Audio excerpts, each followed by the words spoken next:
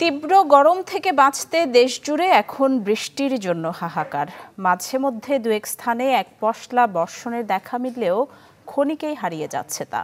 ফলে কমছে না গরম। সুখবর নেই আবহাওয়া অধিদপ্তরের কাছেও। তারা বলছেন, বিস্তৃত পরিসরে আপাতত বৃষ্টির কোনো সম্ভাবনা নেই। হিট স্ট্রোকে আজ রাজবাড়ীতে মৃত্যু হয়েছে একজনের, যাতে এ পর্যন্ত প্রাণ গেল 9 জনের। কয়েকদিনের অতি তীব্র তাপ প্রবাহের পর চুয়াডাঙ্গা শহরে মঙ্গলবার রাতে বয়ে যায় ঝোড়ো হাওয়া, সাথে হয় এক পশলা বৃষ্টি। ওয়ালটন এয়ার কন্ডিশনার এক্সচেঞ্জ অফারে স্প্লিট এসিতে 23,000 টাকা পর্যন্ত নিশ্চিত ছাড়। এতে কিছুটা স্বস্তি এনে দিলেও ফের তাপমাত্রা বেড়ে যায় দিনে। আবহাওয়া অফিস বলছে, বিদ্যমান তাপপ্রবাহ থাকবে আরও কয়েকদিন। বিস্তৃত পরিসরে বৃষ্টি না হলে তাপমাত্রা কমার কোনো সম্ভাবনা নেই।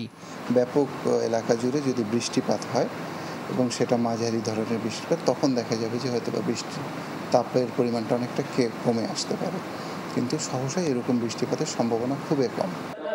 অন্যদিকে দুর্বিষহ গরমে বৃষ্টির আশায় দেশের বিভিন্ন স্থানে বিশেষ নামাজ আদায় করেছেন মুসল্লিরা। পরে সৃষ্টিকর্তার কাছে চোখের পানি ফেলে বৃষ্টি প্রার্থনা করে বিশেষ মোনাজাত করা হয়। এই যে অতি খরা, এর জন্য আমরা বৃষ্টির জন্য প্রার্থনা করতে আসছি। আল্লাহ তাআলা বান্দার উপরে যদি খুশি হন, সন্তুষ্ট হন, কখনো আল্লাহ তাআলা বান্দার উপরে খুশি হয়ে আল্লাহ তাআলা বৃষ্টি বর্ষণ করেন। এপ্রিলের শুরু থেকে দেশে বয়ে যাচ্ছে তাপপ্রবাহ।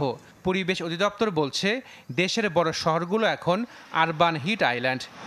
অনেক বেশি কংক্রিটের যদি আপনার ইনফ্রাস্ট্রাকচার থাকে তাহলে পরে হিটটা একটু বেশি হবে স্বাভাবিকভাবেই, কিন্তু যদি সেখানে আপনার সবুজায়ন বেশি করা যায়, ওয়াটার বডির পরিমাণ বাড়ানো যায় এবং যদি বাড়ির আপনার অ্যালাইনমেন্টগুলো, বিশেষ করে যেমন উত্তর দক্ষিণে যদি আমি ওপেন বাতাসটা ফ্লো করার জায়গাটা রাখি, সেইভাবে যদি ডিজাইন করি, তাহলে পরে হিট আইল্যান্ডের এফেক্ট অনেক কমে যাবে। দেশের বিভিন্ন জেলার উপর দিয়ে বয়ে যাচ্ছে তীব্র তাপপ্রবাহ, ফলে বেড়েছে হিট স্ট্রোকে মৃত্যুর সংখ্যা।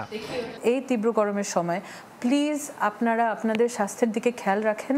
আর যদি শরীর খারাপ লাগে, please stop, take rest. Shaded area যাওয়া উচিত, তোমার বসা উচিত, বসে একটু পানি খাও, একটু রেস্ট নাও, cool yourself down and then go back out. তাই বেলা 12টা থেকে বিকেল 4টা পর্যন্ত জরুরি প্রয়োজন ছাড়া ঘরের বাইরে বের না হবার পরামর্শ বিশেষজ্ঞদের। আশিকুন প্রিন্স, চ্যানেল 24, ঢাকা।